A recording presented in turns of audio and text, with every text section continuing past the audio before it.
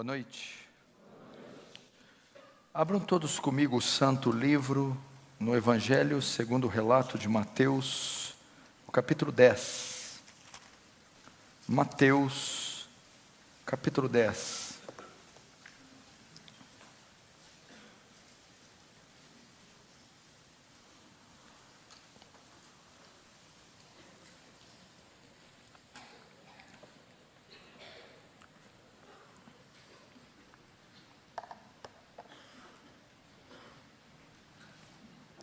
Verso de número 28.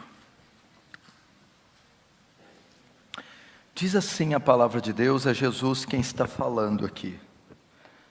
Não temais os que matam o corpo, e não podem matar a alma. Temei antes aquele que pode fazer perecer no inferno, tanto a alma como o corpo. Feche os olhos, vamos orar. Pai Santo, nos rendemos diante da Tua presença, Senhor, cônscios da nossa pequenez, da nossa miserabilidade, diante da grandeza e do poder que em Ti está. Senhor, fala-nos hoje pelo poder da Sua palavra. Somos tão fracos, tão falhos, mas despeja da sua graça que essa noite, gloriosa, abundante, faz abundar em cada um de nós pecadores. Convence do pecado, Senhor. Convence da realidade eterna do inferno. Traz salvação aqui, Deus. Faz teu reino avançar. Receba a glória para si e nos conforma à imagem do seu Filho, em nome de Jesus. Amém. Presta atenção aqui. Para mim, novamente, é um prazer, uma honra e um privilégio estar aqui com vocês. Como vocês viram na divulgação, eu vou falar essa noite sobre a doutrina do inferno, a doutrina da condenação eterna. Para isso eu preciso muito da sua atenção. Preste muita atenção. Esse aspecto da soteriologia tem sido esquecido. Esse tema da soteriologia é a doutrina da salvação, do grego soteria, salvação, é a doutrina que estuda os aspectos da salvação. E dentro da soteriologia nós temos um tema, que é a doutrina do inferno. E esse aspecto da soteriologia tem sido omitido. Não é popular, não é simpático, não se é pregado sobre o inferno. Qual a última vez que você foi a um culto e ouviu uma pregação de 1 hora, 2 horas sobre o inferno?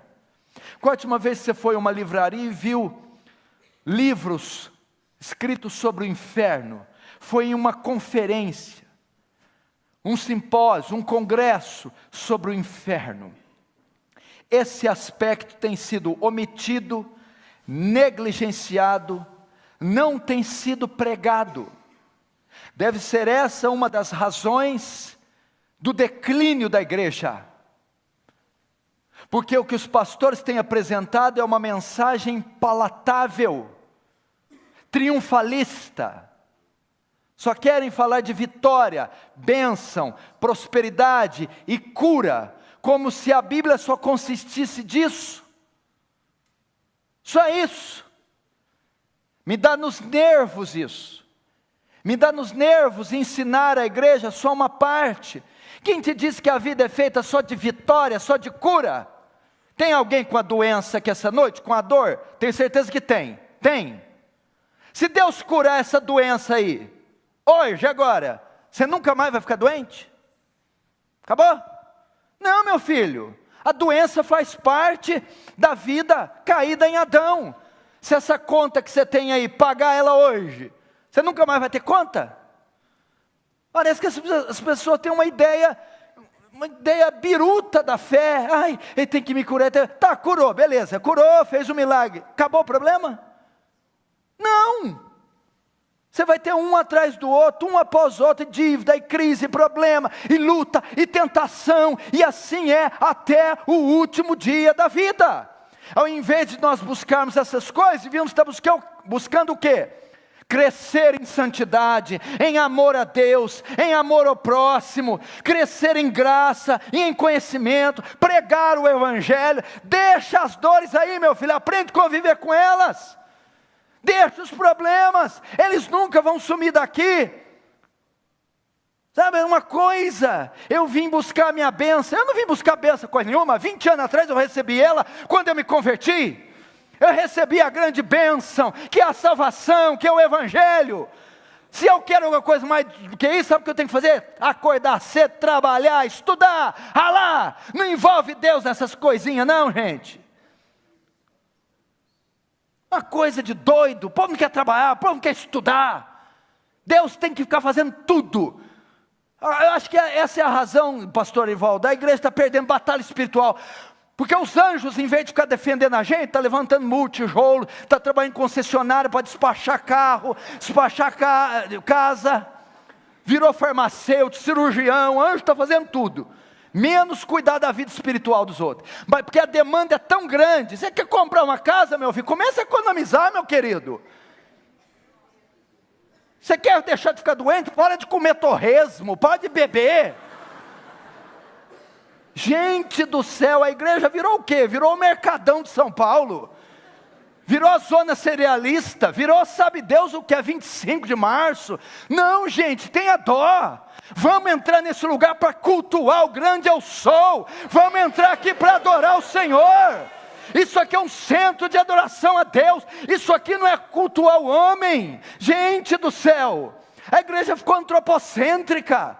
Virou uma feira livre. Não, tem um ser aqui, grande em força, forte em poder, cheio de glória. E ele veio aqui para ser adorado, para ser cultuado.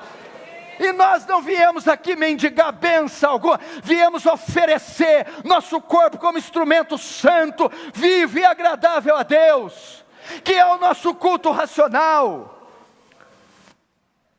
Essa é o sentido da fé cristã, poxa. E nós temos que falar sobre o inferno. Eles estão omitindo a doutrina do inferno. E engraçado que na Bíblia se fala mais sobre o inferno do que sobre o céu. Na Bíblia, você encontra no Novo Testamento mais relatos sobre o inferno do que sobre o céu. E por incrível que pareça, teve um homem que mais falou do inferno do que do céu. Foi John Wesley? Não. Foi George Whitefield? Não. Foi Paulo? Não. Pedro? Não. Moisés? Não. Foi Jesus Cristo, o Filho de Deus, quem mais falou do inferno. Então quem sou eu para não falar do inferno? Winston Churchill, o primeiro-ministro da Grã-Bretanha na Segunda Guerra, disse: a decadência da sociedade inglesa se dá ao fato que os púlpitos da Inglaterra pararam de pregar sobre o inferno. Pregue sobre o inferno, pregue sobre o céu, pregue sobre a segunda vinda de Jesus, e a igreja vai se avivar. O que está acontecendo hoje é que muitos não acreditam mais na doutrina do inferno. A sociedade pagã aí fora, bem como a igreja contemporânea, não acredita na existência de um lugar como o inferno. Outros não acreditam que o inferno é como ele é, um lago de fogo. Outros não acreditam na duração do inferno, toda a eternidade. Afinal de contas, se eu pequei 70 anos, então tem que ser punido 70 anos. Agora eu peco 70 anos e fico uma eternidade no inferno. Então as pessoas estão tendo ideias equivocadas do inferno. Uns não creem que ele existe, outros creem que ele existe, mas que ele não é como dizem que é, e outros não creem na duração do inferno. Então há ideias muito rasas e equivocadas sobre a doutrina do inferno. E também ninguém quer pregar porque não é uma mensagem popular, uma mensagem que lota a igreja. Afinal de contas, todo mundo trabalha, dá um duro danado a semana inteira e vai vir na igreja ouvir sobre o inferno. Não, vamos falar de coisas boas. Agora eu vou te dizer por que a doutrina do inferno não é popular. Por que não se prega sobre o inferno? Ao longo da história da igreja, foram-se criando conceitos equivocados sobre o inferno, que fizeram com que o povo dessa época não cresce no inferno. Vou falar novamente. Ao longo da história da igreja, ao longo do período da história da igreja, a igreja tem 2000 anos, começou em Atos, até hoje. Ao longo da história da igreja, foram se criando conceitos e ideias equivocadas a respeito do inferno, que fizeram com que as pessoas desse século não crescem mais nessa doutrina. E eu vou citar pelo menos 3 conceitos, 3 correntes de pensamentos sobre o inferno equivocadas, que fazem com que o pessoal de hoje não creia. É o agnosticismo, o aniquilacionismo e o universalismo. São 3 conceitos equivocados do inferno que fizeram que as pessoas não crescem mais. Primeiro, o agnosticismo. O que é o agnosticismo?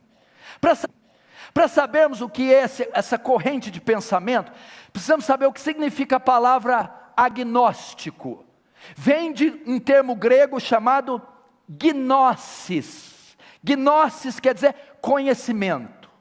Agnosis, o que é o A? O A é a partícula negativa, não, sem. Agnosis, sem conhecimento. O agnosticismo, sem conhecimento, ele ensina que não há conhecimento suficiente do inferno para saber se ele existe.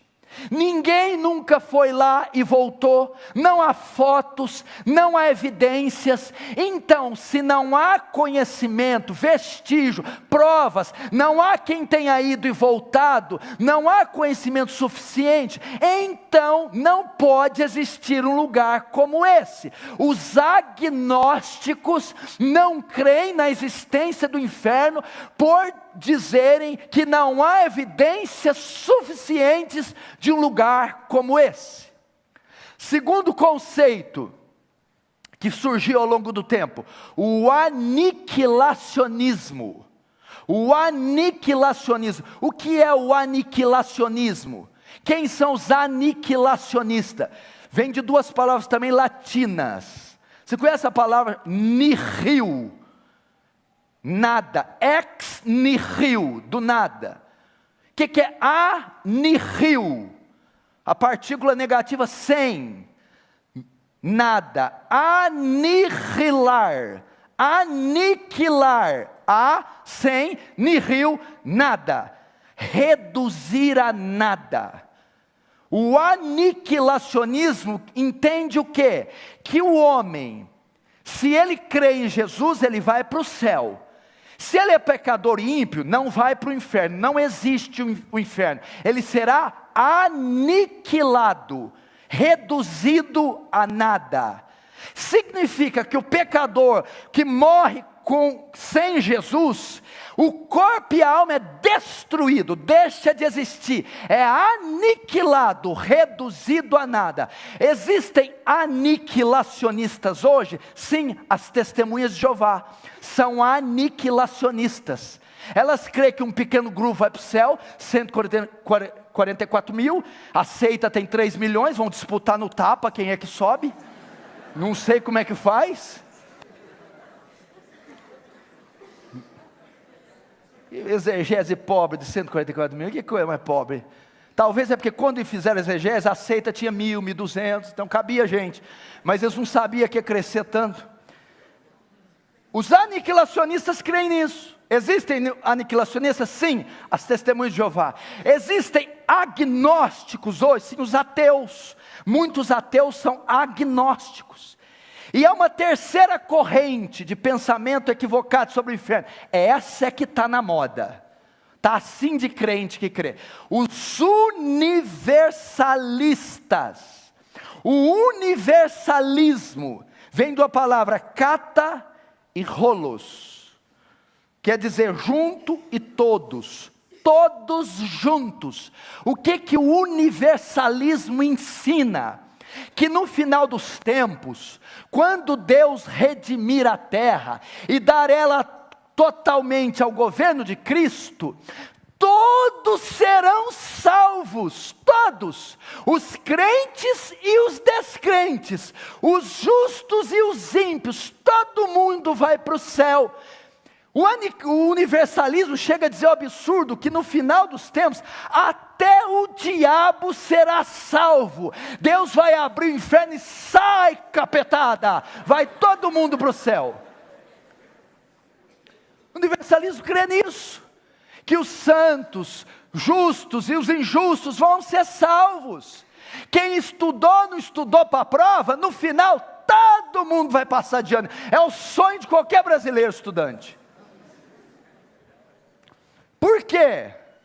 E por incrível que pareça, um dos maiores exegetas do século XX, John Stott, era universalista, por causa de Atos 3,19 e Efésios 1,9, segundo o seu beneplácito que propuseram em Cristo, de fazer convergir nele, na dispensação da plenitude dos tempos, todas as coisas, tanto nos céus e na terra. O Atos 3,19 e 21 diz que o qual convém que o céu contenha, até os tempos da restauração, de tudo, dos quais falou Deus pela boca dos seus profetas. Por causa de um termo grego aqui, apocatástase, a restauração de todas essas coisas. Alguns exegetas, alguns teólogos entendem que este verbo grego significa que no final, Deus vai restaurar tudo através de Jesus e vai salvar todo mundo. Então vai entrar no céu toda a raça humana, desde Adão, todos receberão perdão, quem crê, quem não crê, o justo, o ímpio, até Satanás. Por incrível que pareça, na igreja de Cristo, se é que podemos chamar de igreja de Cristo, está assim de universalistas. Agora, existe um quarto conceito, é o conceito bíblico, a visão bíblica do inferno. Existe sim um lugar de sofrimento consciente da alma e eterno, chamado inferno. Existe um lugar de sofrimento consciente da alma e eterno, chamado inferno. Esse é o conceito bíblico. A doutrina do inferno não é exposta e ensinada claramente no Antigo Testamento. É no Novo Testamento que vamos ter ideias mais claras sobre o inferno. Paulo em suas cartas faz menção da doutrina do inferno.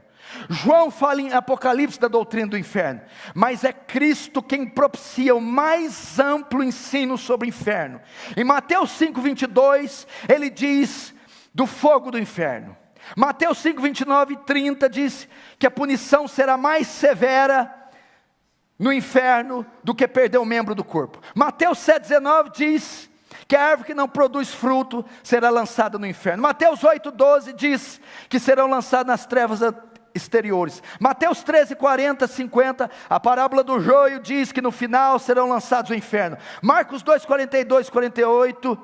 diz que é o lugar onde o verme não morre, o fogo não se apaga. E na parábola dos talentos, das bodas, das ovelhas, ele diz para aquele que condena, que irão para o inferno. O ensino sobre o inferno não pode ser negado, pois é uma doutrina explicitamente bíblica. Negar a doutrina do inferno é negar a própria palavra de Deus. Existem 4 palavras para inferno na Bíblia. Presta atenção. Existem 4 palavras para inferno na Bíblia: Sheol, Hades, Guiena e Tártaros. A Bíblia, quando quer designar inferno, ela usa 4 palavras: Sheol, Hades, Guiena e Tártaro. Sheol é a palavra do Antigo Testamento, a palavra hebraica, que significa sepultura, túmulo, mundo dos mortos e inferno.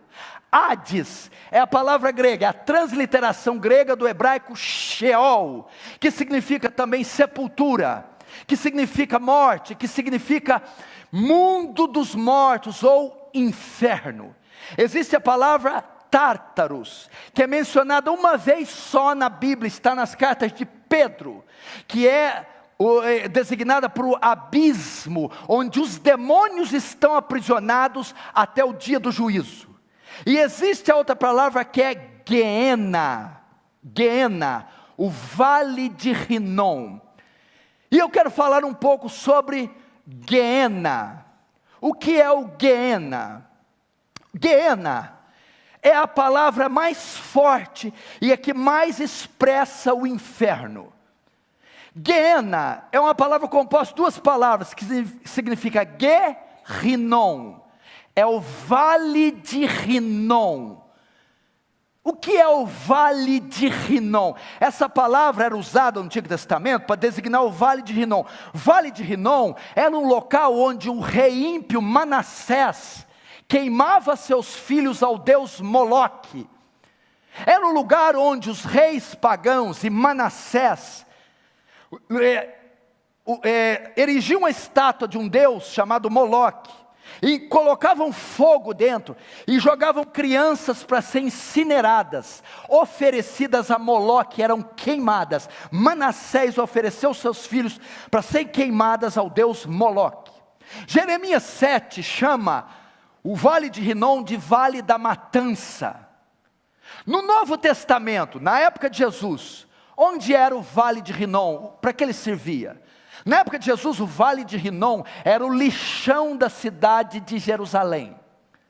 Jerusalém, uma grande cidade, depositava o seu lixo em um vale, no vale de Rinom.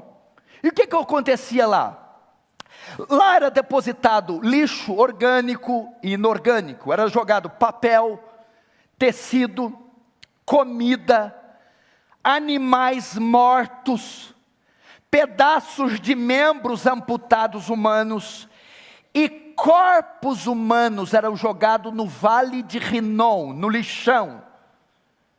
A quantidade de lixo o que fazia, e o que os lixões fazem para dar cabo do lixo? Incineram, atiram fogo para que o lixo se consuma.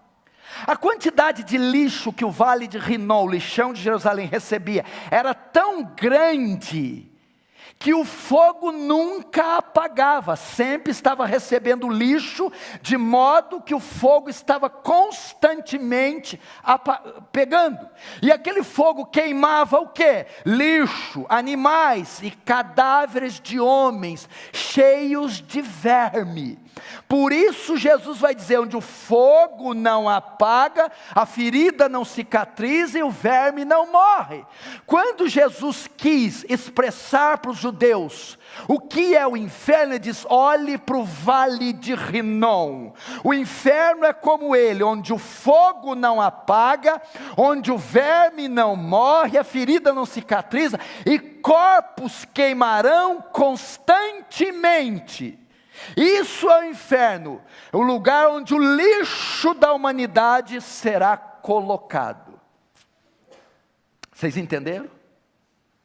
Agora vamos entender. Quem morre hoje, vai para onde? Quem morre hoje com Jesus, o crente, se morrer hoje, vai para onde? O corpo vai para a sepultura, a alma vai para o céu. Não existe doutrina do sono da alma, ninguém fica dormindo no túmulo. Essa ideia de dormir, de sono da alma, vem da interpretação errada da carta de Paulo aos Tessalonicenses. Irmãos, não quero que sejais ignorantes a respeito dos que dormem. Quando Paulo fala dormem, ele está usando um eufemismo, O que é um eufemismo? É usar uma palavra mais leve no lugar de uma palavra grave, para não ofender. Por exemplo, quando alguém da sua família morre, ninguém liga lá, seu pai morreu. É muito forte falar, ó, seu pai partiu. É um eufemismo. Seu pai faleceu. Você usa uma palavra mais leve no lugar de uma palavra grave. Então Paulo, para consolar os tessalônicos que estavam sensíveis, diz: não sejais ignorantes a respeito daqueles que dormem, daqueles que estão mortos, que morreram. Então não tem ninguém dormindo. Quem morre hoje com Cristo vai para o céu. Qual a base bíblica? A passagem da crucificação, quando o ladrão diz para Jesus: mestre, lembra-te de mim quando entrar no teu reino. Jesus diz: em verdade, verdade te digo, hoje mesmo estará comigo no paraíso. O ladrão, quando morreu na cruz, o corpo foi para onde? Para o túmulo. A alma para o céu, para o seio de Abraão, para o paraíso, para uma bem-aventurança celeste. Jesus, quando morreu, o corpo foi para onde? Para a sepultura, que José de Arimateia comprou. E a alma? Para o paraíso. O ímpio, sem Jesus, quando ele morre, para onde ele vai? O corpo do ímpio vai para a sepultura. E a alma?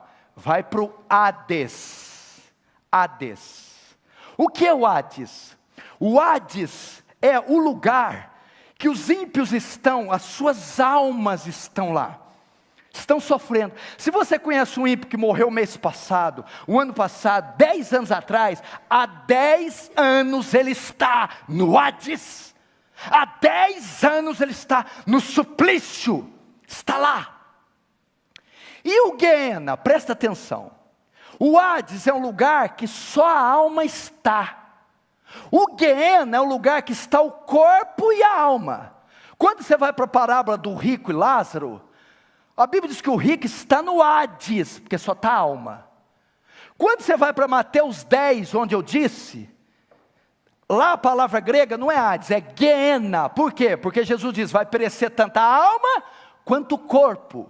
O Guiena é para depois da ressurreição, é o lago de fogo, é o que está em Apocalipse 20, a morte, a besta, o inferno, todos que não foram achados escritos no livro da vida, serão lançados no Guiena, no lago de fogo. É assim, quando Jesus voltar, o justo vem do céu, e o corpo dele ressuscita, e alma e corpo se unem, em um corpo glorificado, para estar para sempre com Jesus nos céus, entendeu? O corpo do justo se decompôs, está na sepultura, a alma está no céu.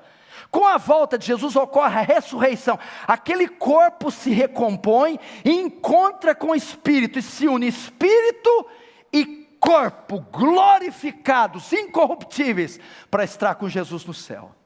O ímpio, quando Jesus voltar, a ressurreição do ímpio, o corpo se refaz, e a alma sai do Hades, e se unem corpo e alma, para não estar no Hades agora, mas agora para o Guiena, para o lago de fogo, onde corpo e alma estarão. Agora, quem está no Hades? Todos que morreram sem Jesus. Quem está agora no Guiena? Ninguém. Tem uma fita lá, não foi inaugurada ainda. Quem será o primeiro que vai inaugurar o Guiena? Isso não é caso de rir, não. Quem será o primeiro a cortar a fita para entrar no Guiena? Na volta de Jesus, o corpo ressuscita, a alma sai do Hades para estar no lago de fogo. Por que Jesus deu a ideia do vale de Rinom, do lixão? Que a ferida não cicatriza, o verme não morre, o fogo não se acaba. Porque os condenados receberão corpos indestrutíveis. Eles vão desejar morrer no inferno, mas não morrerão.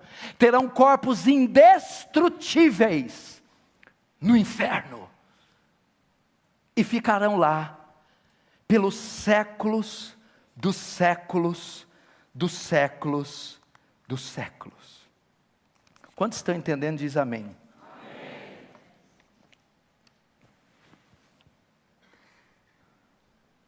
Essa é a doutrina do inferno. Agora, vamos ver algumas características do inferno. Como é esse lugar? Tem gente que fala que o inferno é aqui.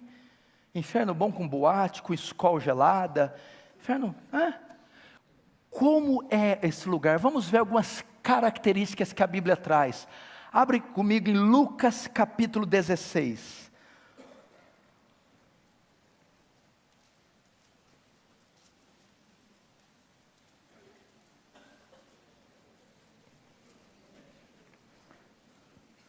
Lucas capítulo 16. Vamos ver, a partir do verso 19, Lucas 16, 19. Ora, havia certo homem rico que se vestia de púrpura e linho finíssimo, e que todos os dias se regalava esplendidamente. Havia também certo mendigo chamado Lázaro, coberto de chagas, que jazia à porta daquele, e desejava alimentar-se das migalhas que caíam da mesa do rico, e até os cães vinham lamber-lhes as úlceras. Aconteceu morrer o mendigo e ser levado pelos anjos para o seio de Abraão. Morreu também o rico e foi sepultado. No inferno, agora começam as características. Estando em tormentos, levantou os olhos e viu de longe Abraão e Lázaro no seu seio. Então clamando disse: Pai Abraão, tem misericórdia de mim, manda Lázaro que molhe a água à ponta do dedo e me refresque a língua, porque eu estou atormentado nessa chama. Diz porém Abraão: Filho, lembra-te que recebeste os teus bens em vida, e Lázaro igualmente os males. Agora porém aqui ele está consolado, tu em tormentos. E além de tudo está posto um grande abismo entre nós e vós, de sorte que os que querem passar daqui para vós outros não podem, nem os de lá para nós. Até aí. Aqui nós temos uma parábola que mostra duas pessoas morrendo e dois destinos diferentes. Um vai para o céu, outro vai para o inferno. E aqui Deus, por sua soberania, quis descrever detalhes do inferno e não do céu. Primeira característica do inferno, a Bíblia fala aqui no verso 22, ver se é isso mesmo, verso 22, está escrito a palavra tormentos. Ver se é isso. 23. Tormentos. Veja só. Primeiro, característica do lugar. É uma colônia de férias o inferno, um lugar que vai ter loiras bonitas com álcool e uma boate, igual aquela do Blade, descendo sangue para os vampiros, aquela coisa. A Bíblia diz que o inferno é um lugar de tormentos. O inferno é um lugar de sofrimento. Sofrimento. Notem que ele usa o plural. Tormentos no plural. O que significa tormentos e sofrimento? O inferno é o local onde vai haver o completo despejar da ira de Deus sobre o ímpio. Isso é o inferno. Apocalipse 20:10. E o diabo que os enganava foi lançado no lago de fogo e enxofre, onde então a besta e o falso profeta de dia e de noite serão atormentados. Mateus 25, 41, 46 diz: então dirá também aos que estiver à sua esquerda: apartai-vos de mim, malditos, e irão estes para o tormento eterno. Você tem ideia do que é isso? Sofrimento. Eu não sei, há especulações quanto se é fogo literal, o que é a substância do inferno, se vão queimar, torrar, não sei. Uma coisa eu sei: o inferno é o completo despejar da cólera, da ira de Deus. Só para você ter uma ideia, o que pode ser o inferno? A Bíblia diz em Apocalipse 14 que os tais beberão do vinho, do furor, do lagar, da ira do Deus Todo-Poderoso. Usa o termo lagar. O que é lagar? O lugar que faz uva. É um compartimento, um caixote. Pensa num caixote, que embaixo tem furos, saídas com canos, dutos, que terminam em baldes, recipientes. O viticultor colhe as uvas e enche o lagar, o caixote enche. Depois ele salta lá dentro e começa a pisar as uvas.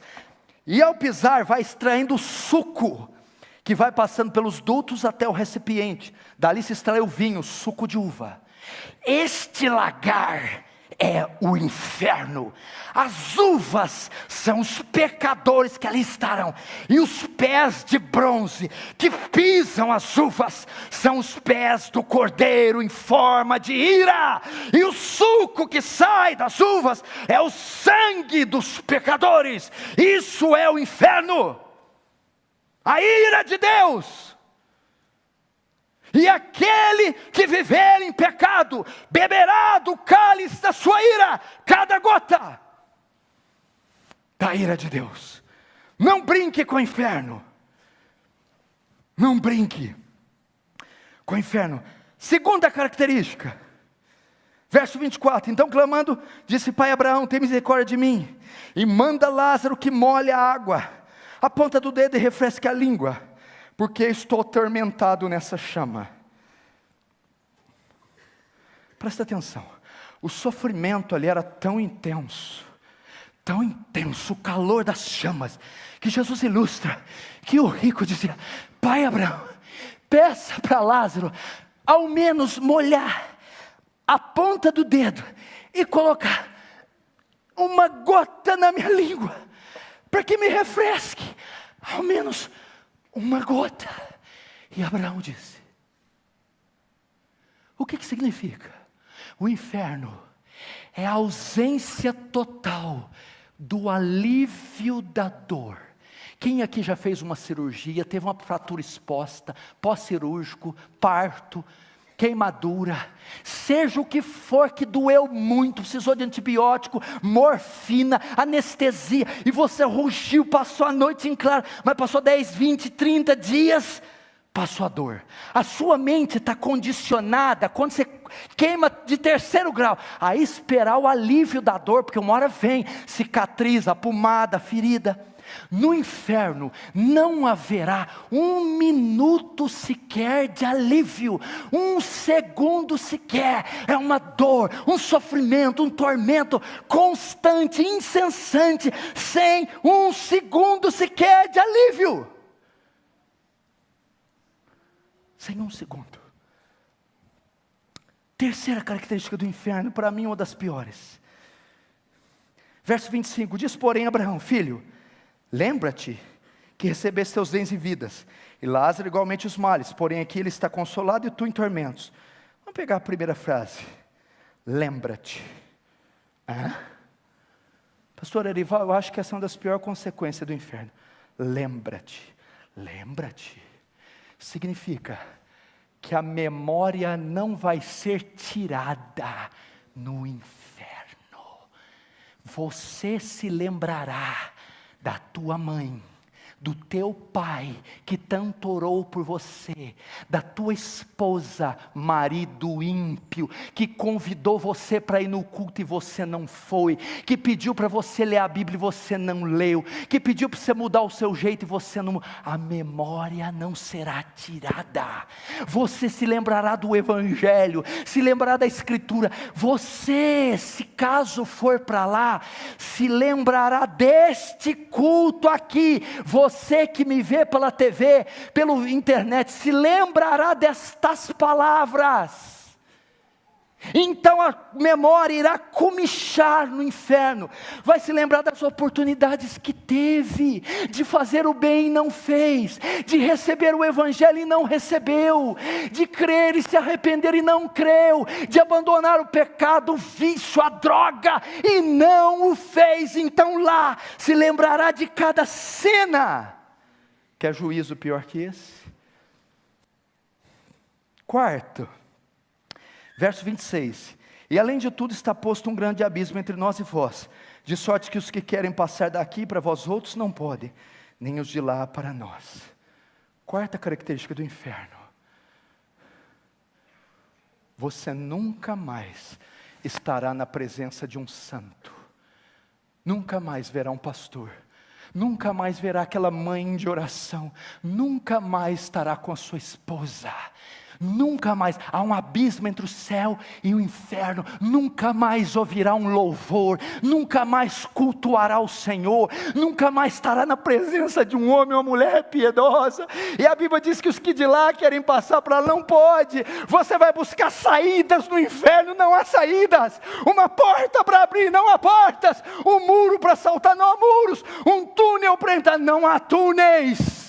Não há saída, é uma dimensão escura, negra, que tem caminho e porta só de entrada. Você gritará: mãe! Não tem mãe no inferno. Nunca mais verá um beija-flor, uma samambaia, um rio. Nunca mais verá uma rosa. Você esquecerá que existiu o amarelo, o vermelho. Você esquecerá do som, das cascatas, do céu, das estrelas. Só escuridão e trevas. Quinta e pior consequência do inferno para mim, porque ela é a mistura de todos os anos, de todas as coisas.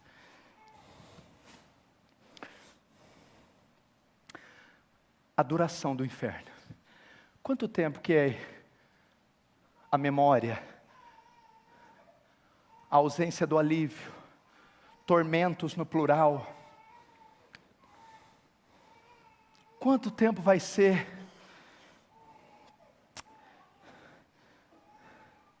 sem estar na presença de um santo? Eternamente, pelos séculos dos séculos, dos séculos, dos séculos, dos séculos, dos séculos, dos séculos, de eternidade em eternidade, em eternidade, infinito, para todo sempre. Um dia um pastor me ilustrou o que é eternidade, para ter uma ideia, que nós não vamos ter ideia. Ele disse: imagina o monte mais alto do mundo rochoso, o K2 ou o Everest. O K2 são milhões de litros cúbicos de rocha vulcânica. Suponhamos que venha um beija-flor de 1000 e 1000 anos e dê 3 bicadas no Everest, no K2. Vem e dá 3 bicadas. Depois de 1000 anos ele volta e dá mais 3. Até ele consumir o monte inteiro. Quando acabar, coloca outro. Uma ideia de eternidade. Essa é uma ideia de eternidade. Irmãos, você que me assiste pela internet, vocês que estão aqui, que relevância você tem dado a isso? Você está preocupado com o quê? Se o financiamento vai ser aprovado? Se vai dar certo o noivado, o casamento? Você está preocupado com a saúde do corpo? Ou o passeio que vai dar? A viagem para Paris, Nova York, Londres? Por que não pensar na sua eternidade? Você tem um corpo mortal, mas tem uma alma imortal. Você sabe onde vai passar os últimos 20 anos, mas sabe onde vai passar a eternidade? Eu vou falar uma coisa aqui, mas não fica bravo comigo não.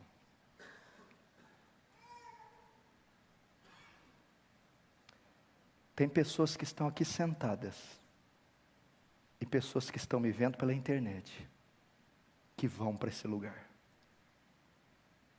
Eu falo isso com dor no coração. Que vão pecar ainda essa noite, e vão viver como se nada que foi dito aqui fosse dito. E eu não vou poder fazer nada. Tem pessoas aqui que estão escondendo pecados hediondos. Deus sabe o que você fez hoje, ontem, mês passado. Deus sabe o que você tem pensado, aonde essa mão sua andou, esses olhos, seu coração. Eu não estou nem um pouco preocupado com o teu corpo, com o teu casamento, com o teu carro, com as tuas doenças. O que tirou o meu sono foi aonde você vai passar a sua eternidade. Deixa essas migalhas de lado, rapaz. Para de brigar por causa dessas coisas estúpidas, mulher. Para de ir atrás de sonho, fantasia e vento. Esse mundo é pó. é como a erva, vai passar. Daqui um dia você vai estar tão enrugado, tão velho, que teu filho vai precisar dar banho em você. E todos esses sonhos idiotas, você vai ver que foram ilusão. E o que vai valer é só o que você fez para Cristo. Como eu faço, pastor, para não ir para um lugar como esse? Você pode ir. Se você é um falso cristão, você pode ir. A única maneira de ir é o que está em Romanos 10, 13 e 15. Você que me assiste, ouça. Porque há de ser que todo aquele que invocar o nome do Senhor será salvo. Como, pois, invocarão aquele em quem não creram? E como crerão naquele de quem não ouviram? E como ouvirão se não há quem pregue? Como pregarão se não forem enviados? Você deve invocar o nome do Senhor, e você deve crer no Senhor. E como eu creio? Romanos 1,16, porque não me envergonho do Evangelho de Cristo, pois é o poder de Deus para a salvação de todo aquele que crê, primeiro judeu, também do grego. 1 Coríntios capítulo 1, aprove a Deus salvar o homem pela loucura da pregação. É a pregação do Evangelho, não é da prosperidade, da vida melhor, da cura do corpo, da felicidade temporal, do carro, do casamento. É a pregação do Evangelho. O que é o Evangelho? Que Cristo veio ao mundo, Cristo desceu dos céus como Deus, se fez homem, teve carne, nervos, músculos, veias, transpirou, chorou, dormiu, cansou, sangrou, para assumir a sua semelhança, sentir o que você sente, ser tentado como você é, sentir suas dores, e fazendo o homem, cumpriu toda a justiça de Deus, o único homem que não pecou, cumpriu toda a lei, os 10 mandamentos na íntegra, e naquela cruz, meu irmão, foi condenado como malfeitor, foi condenado e foi pregado, e foi condenado pelo seu pecado. O Papa João Paulo diz que é o vigário de Deus. A palavra vigário quer dizer vicário, substituto. Não, é Jesus Cristo que é o vigário, o substituto de Deus. Naquela cruz ele substitui você, ele carrega sobre ele o seu pecado, mentiras, seus vícios, seus adultérios, o ódio, a inveja, a ignorância, o rancor, o ressentimento. Leva eles no seu corpo, e levando eles, ele é sentenciado, e ele é julgado culpado pelo meu pecado, culpado pelo seu pecado, culpado pelo nosso pecado, e por ser culpado, ele tem que pagar, ele paga. Como ele paga? Deus precisa satisfazer a justiça dele, Deus precisa punir o pecado. Como Jesus levou o pecado sobre ele, para não punir a gente, Deus pune o próprio filho, e o mata, e o esmaga. Aprove a Deus moê-lo, fazendo enfermar.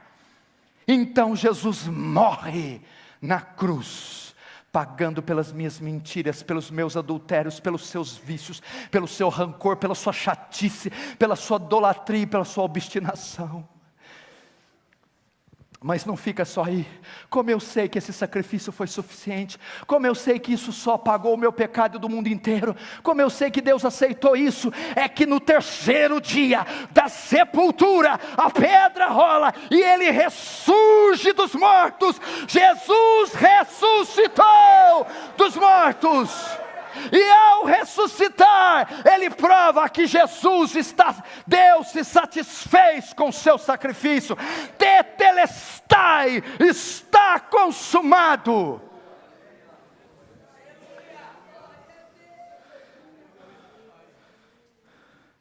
Essa é a única maneira de ser salvo. Agora, o plano foi feito, o sacrifício foi executado. Como eu recebo os benefícios dele?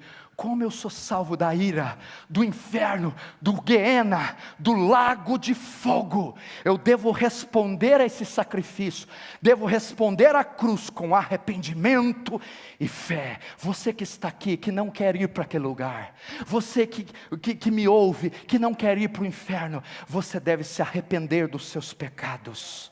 Você deve crer em Jesus. O que é arrependimento? Metanoia, mudança de mente, é se voltar contra o seu pecado, é se voltar contra o seu estilo de vida. Não é um sentimento, me arrependi de ter falado aquilo ontem. Não, arrependimento bíblico é: eu mudei o meu conceito de Deus, o meu conceito a respeito das Escrituras, meu conceito a respeito de pecado, o meu conceito da vida, meu conceito como pai, como marido, como filho, como profissional. Eu mudei, eu estava completamente enganado, equivocado, e agora eu dou as costas para a vida que eu tinha, para o pecado. Metanoia, arrependimento.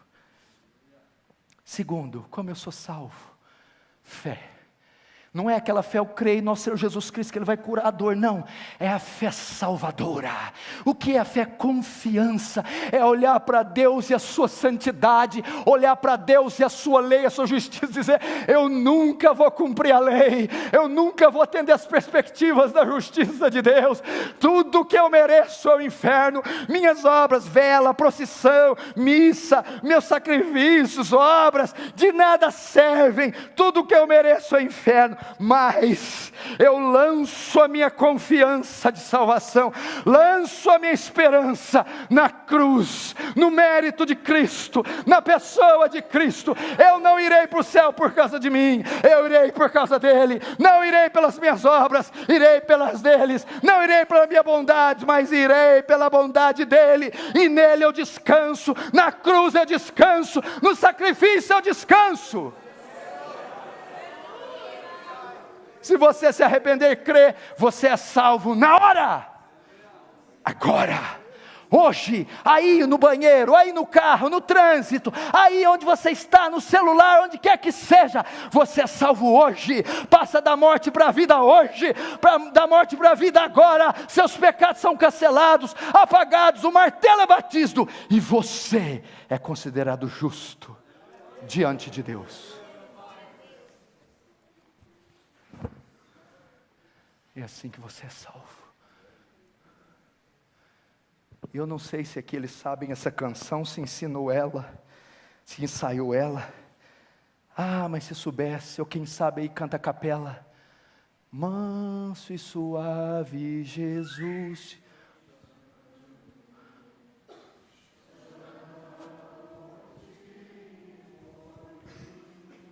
Mais forte.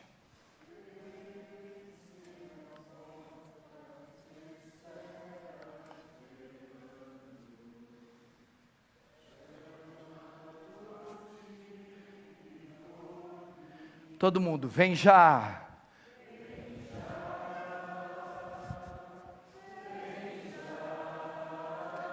Alma cansada.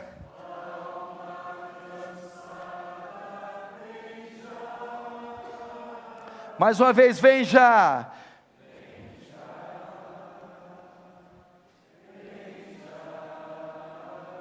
Alma.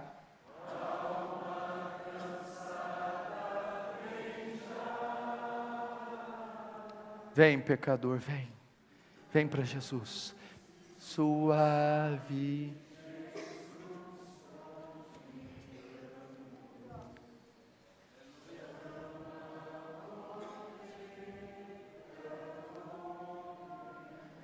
Amém. Irmão, hoje não é o dia do inferno, hoje não é o dia do juízo, hoje não é o dia da ira, hoje não é o dia da condenação, hoje é o dia da misericórdia, hoje é o dia da salvação, hoje é o dia do perdão, hoje é o dia da redenção. Vinde a mim todos que estáis cansados e sobrecarregados, e eu vos aliviarei. Tomai sobre vós o meu jugo, e aprendei de mim, que sou manso e humilde de coração, e acharei descanso para as vossas almas, pois o meu jugo é suave e o meu fardo é leve. Todo aquele que vier a mim, de maneira nenhuma eu lançarei fora. Venha a Cristo, lance-se a Cristo, se jogue a Cristo, meu irmão. Vamos ficar de pé.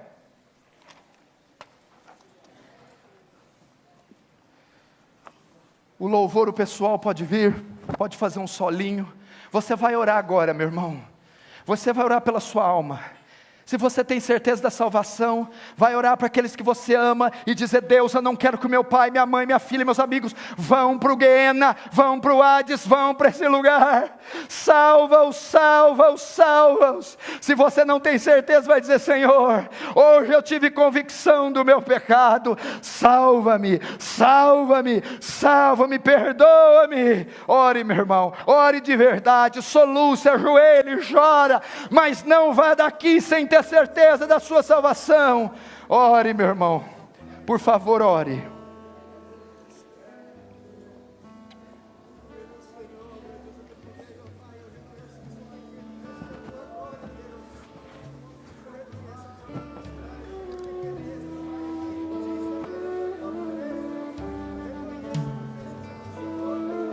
O Espírito Santo convence, o Espírito Santo salva, o Espírito Santo.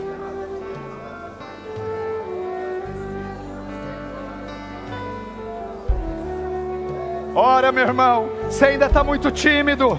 Ora, agora não é hora de ter vergonha, agora não é hora de ser tímido. Ora, é vida ou morte, é céu, inferno. Ore, ore nesse local. Minha casa será chamada casa de oração. Oh Deus, aviva essa obra, Deus. Aviva essa igreja, Deus. Aviva-nos.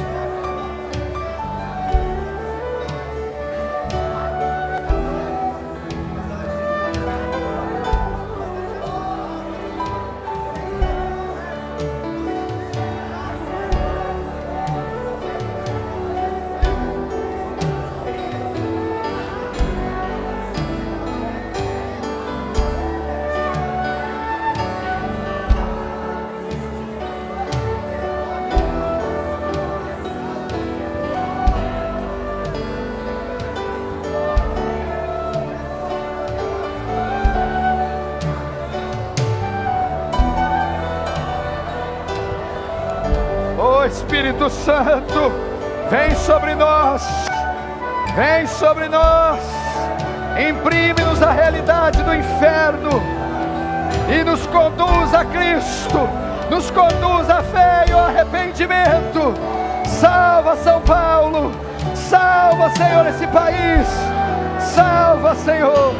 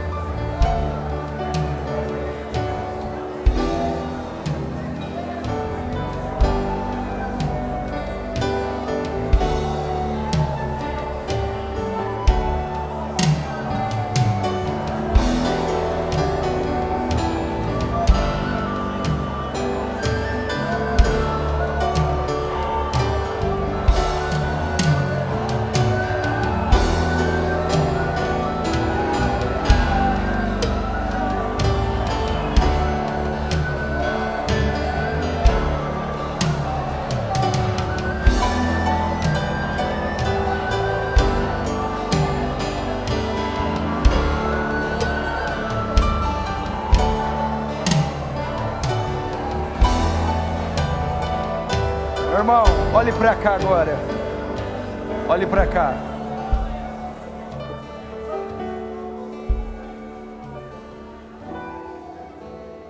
Quando ouvis a voz do Senhor, não endureçais o coração. Eu vou citar um texto e termino. Aliás, você vai citar comigo. Porque Deus amou